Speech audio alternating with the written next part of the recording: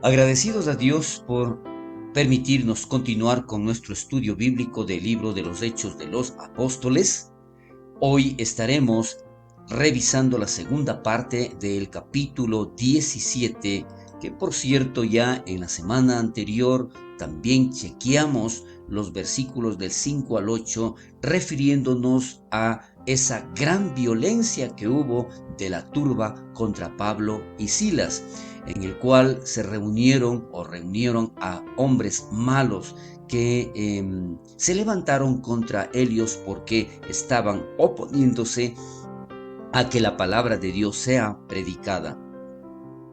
Y tenemos un gran ejemplo en donde nuestro Señor Jesucristo, allá en el Evangelio de Lucas capítulo 12, desde el versículo 16 hasta el 21, menciona precisamente de cómo las personas reaccionan, de cómo el ser humano, la humanidad toda, está enfocada precisamente en algo que no ayuda, en algo que no agrada a Dios. Y en este enunciado dice que Jesús dio un gran ejemplo de esta manera de pensar radical cuando habló de un hombre rico que acumuló una gran riqueza y que lo único que podía pensar era en construir graneros más grandes para almacenar todas sus riquezas.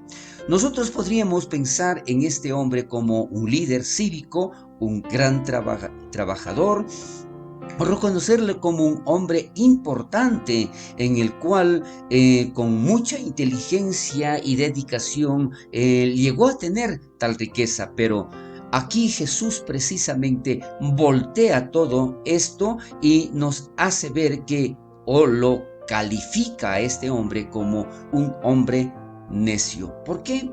Porque no había hecho nada para que su vida tuviera trascendencia para el reino de Dios, porque la palabra de Dios declara, ¿no es cierto?, que aquí la situación de este hombre lo único que hacía es acumular riqueza, pero no hacía nada para agradarle a Dios.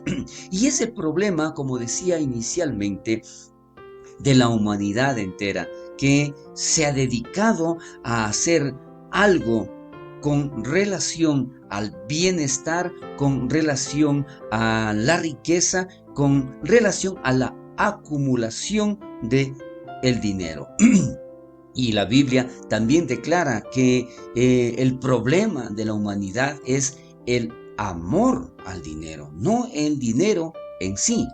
Por lo tanto, continuamos con estos versículos y allí vemos que en la realidad Dios está trabajando a través de estos dos apóstoles, Pablo y Silas, para voltear al mundo del lado correcto otra vez. ¿Qué es lo que realmente Dios quiere hasta hoy en la actualidad?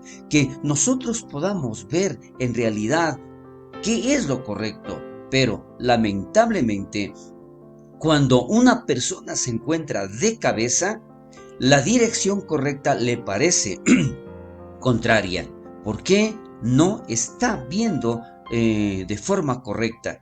Y este es el lamentable suceso continuo y permanente de la humanidad. Y menciona también la palabra de Dios que de la siguiente manera: y todos estos contravienen los decretos de César, diciendo que hay otro rey, Jesús. Aquí ellos manifiestan que a pesar de esta acusación, sería realmente que estos hombres malos están manifestando lo correcto. Pero lo que estaban haciendo también era alborotando al pueblo y a las autoridades de la ciudad. ¿Por qué decía lo correcto? Porque les infundió el temor de que su ciudad pudiera llegar a ser conocida por la oposición contra, contra César y contra Roma. Pero la situación real que allí está dándose es que hasta los que se oponen reconocen, se dan cuenta que hay un rey que puede hacer cosas maravillosas en la vida del ser humano, pero que éste no quiere ver esa realidad, se opone a todo esto. Entonces sus miedos eran infundados, a pesar de que el evangelio tiene implicaciones políticas definidas, hace a los cristianos mejores ciudadanos que antes.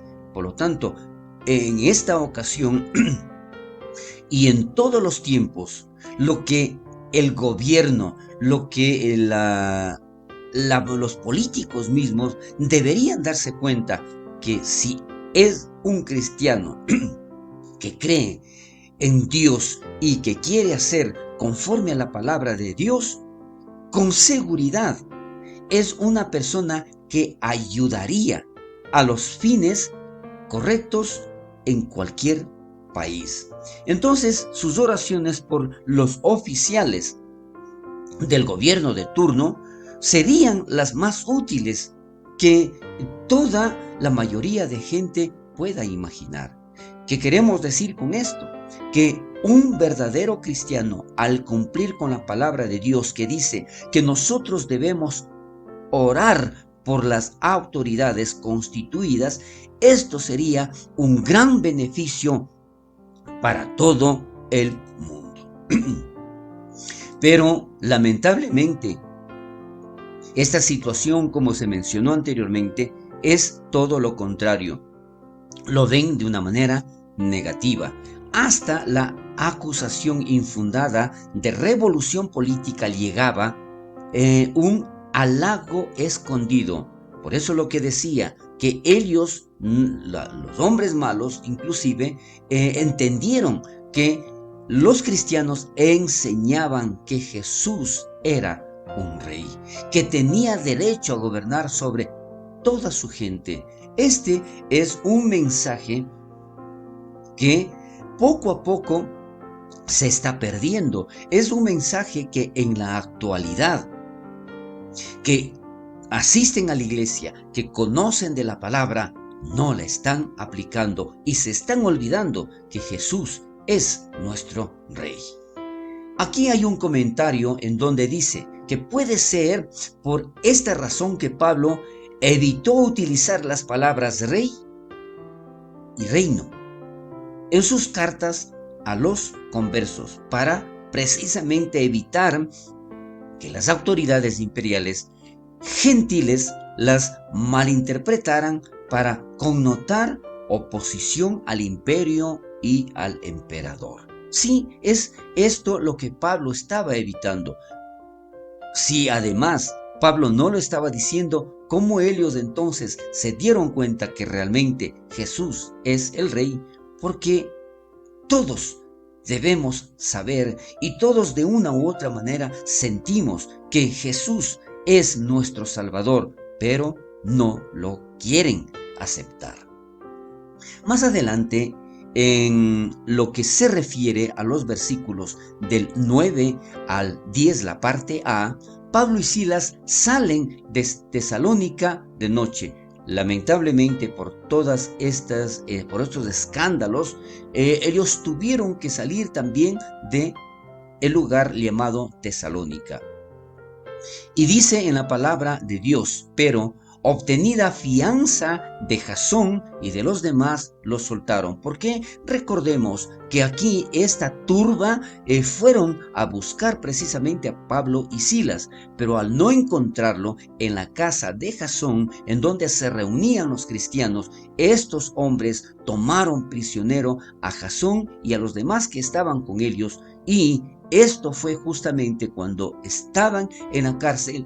Jasón y los demás pagaron la fianza para garantía contra futuros disturbios, porque era un punto en el que los gobernantes enviaban precisamente legiones para evitar esta situación si esto se complicaba. En general, a los funcionarios romanos no les importaba lo que la gente creyera. ellos mantenían el orden, ellos querían que ninguna persona se oponga a lo que ellos están haciendo. Sin embargo, cuando el orden público era interrumpido por un disturbio, eran estrictos y duros. Entonces, para evitar todo esto, Jasón pagó esa fianza a pesar de que él no había iniciado el alboroto. Aquí vemos exactamente cómo la situación era tan difícil, tanto por la oposición como también por las autoridades. Inmediatamente los hermanos enviaron de noche a Pablo y Silas hasta Berea. Sí, dadas las circunstancias por las que se encontraba, la palabra de Dios dice que ellos inmediatamente enviaron a otro lugar a Pablo y Silas. Entonces, Pablo y Silas salieron de Tesalónica rápidamente, porque seguían corriendo un riesgo tremendo con esta gente que estaba oponiéndose, pues no querían traer más persecución contra o para con los cristianos allí, ni poner en riesgo la fianza de Jasón, porque si se hubiera dado otro disturbio, ellos hubieran sido detenidos nuevamente. Entonces, ¿qué es lo que sucedió? Que Pablo solo pasó unas pocas semanas en Tesalónica y al parecer él deseaba poder enseñar mucho más en ese lugar, pero decidió enseñarles más a través de las diferentes cartas que Pablo escribía. Y además se cree que esta primera carta a los tesalonicenses fue su primera carta escrita a una congregación. Y menciona también la palabra de Dios, y ellos, habiendo llegado, entraron en la sinagoga de los judíos. Recordemos que cada vez que ellos iban, buscaban precisamente una sinagoga para predicar la palabra de Dios. Entonces, no fue una excepción acá en Berea. Siguieron su conocida estrategia y encontraron que su audiencia era más noble que los que estaban en Tesalónica. Aquí vamos a ver esa diferencia que se produce de los receptores, de los que estaban escuchando, del auditorio que tenían en este lugar llamado Berea. Dos cosas ganaron este cumplido para los bereanos. Primero, ellos recibieron la palabra con toda solicitud. Y segundo, ellos escudriñaron cada día las escrituras para ver si estas cosas eran así. Mire qué diferencia. De una u otra manera, en los diferentes lugares donde ellos estaban, predicaban la palabra de Dios y recibían. Pero aquí vemos que los bereanos estaban preparados, conocían de las escrituras, y el momento que alguien predicaba la palabra de Dios, lo que ellos hacían era confirmar, lo que ellos hacían era comprobar que lo que ellos decían estaba escrito, que lo que ellos decían era lo correcto. Entonces ellos no se dejaban engañar por falsos profetas. Algo que en la actualidad también debería darse, porque no se trata simplemente de escuchar a alguien, sino se trata solamente de escuchar a alguien que dice que está hablándole de la palabra de Dios. Lo importante aquí es que esté siempre comprobado que lo que se dice esté escrito en la Biblia.